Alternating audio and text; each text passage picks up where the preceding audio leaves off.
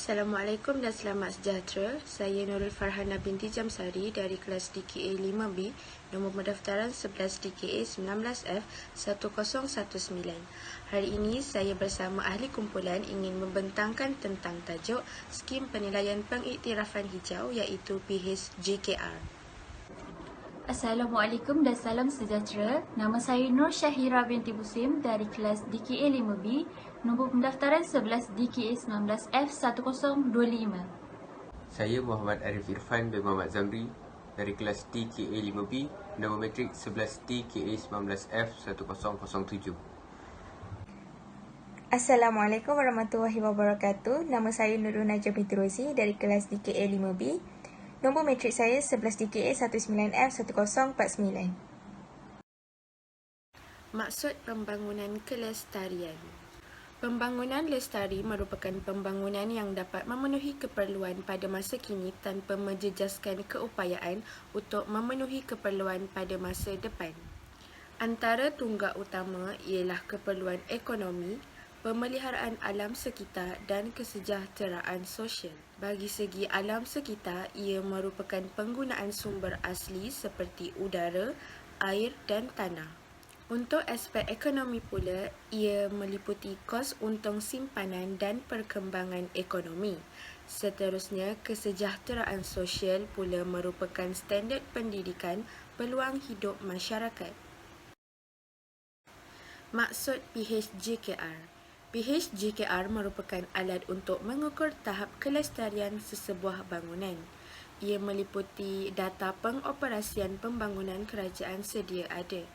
PHJKR ini berpandukan garis panduan pembangunan yang disediakan oleh kerajaan serta ketetapan yang telah ditetapkan bagi pembangunan kerajaan.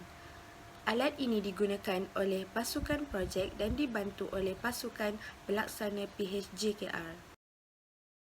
Antara objektif skim penilaian pengiktirafan hijau iaitu PHJKR, yang pertama ialah dijadikan alat untuk mengukur pencapaian tahap kelestarian projek pembangunan kerajaan. Yang kedua, memudahkan penambahbaikan dibuat dari masa ke semasa. Yang ketiga, mengurangkan kos operasi infrastruktur kerajaan. Yang keempat, meningkatkan keselesaan dan produktiviti pengguna. Yang kelima, mengurangkan impak terhadap alam sekitar. Yang keenam, menjadikan lakonan supaya pembangunan dilaksanakan dan beroperasi secara lestari.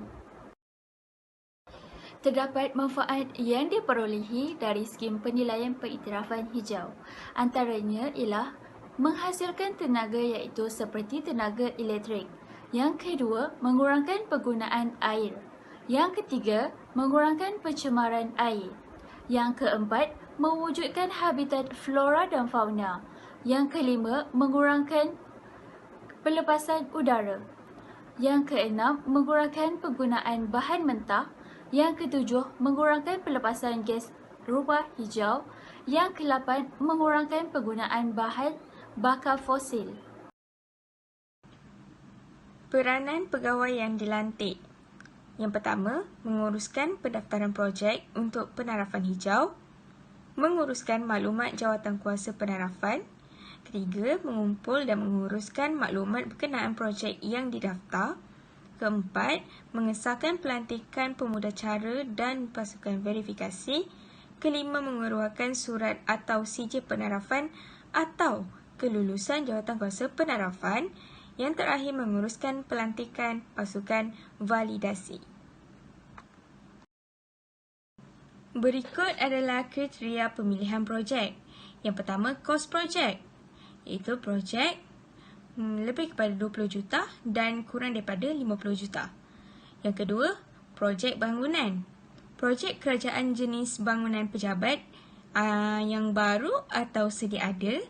Yang ketiga, projek jalan. Projek jalan baru atau sedia ada. Seterusnya, kriteria pemarkahan. Kriteria ini terbahagi kepada dua sektor, sektor bangunan dan sektor jalan. Kriteria ini dipilih untuk penarafan hijau. Dengan memahami kriteria ini, pembangunan dilakukan secara lestari dan prinsip pembangunan lestari. Kriteria ini dipilih seperti berikut. Sektor Bangunan.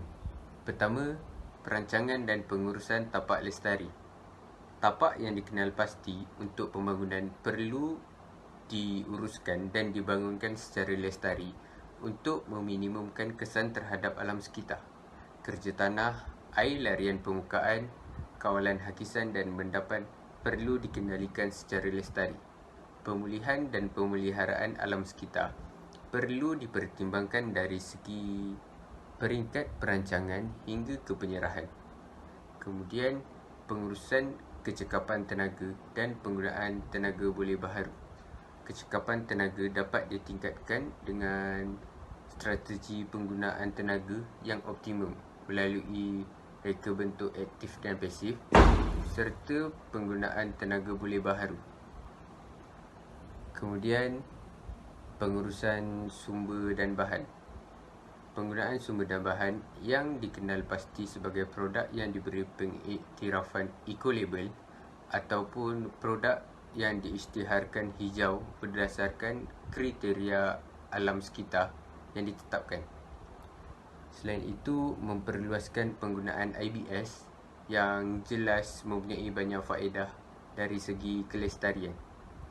Pengurusan sisa pembinaan yang lestari perlu dipertimbangkan. Kemudian, pengurusan kecekapan penggunaan air. Menggalakkan penggunaan pengumpulan dan penggunaan semula air hujan dan penggunaan semula grey water untuk pembersihan dan pengairan landscape bagi mengurangkan kebergantungan kepada air terawat. Pemilihan produk cekap air adalah bagi menyokong usaha untuk penggunaan air yang efisien. Kemudian, pengurusan kualiti persekitaran dalaman.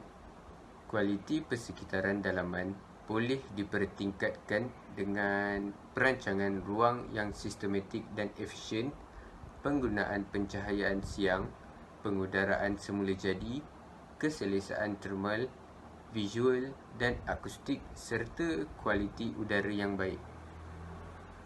Kemudian, pengurusan fasiliti lestari.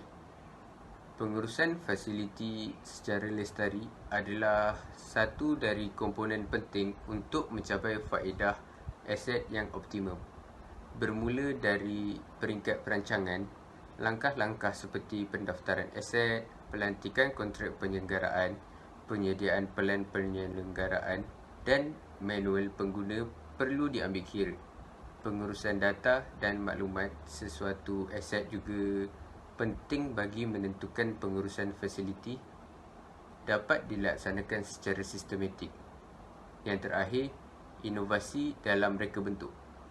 Menggalakkan inisiatif dan reka bentuk inovatif untuk mencapai penggunaan dan penghasilan yang lestari.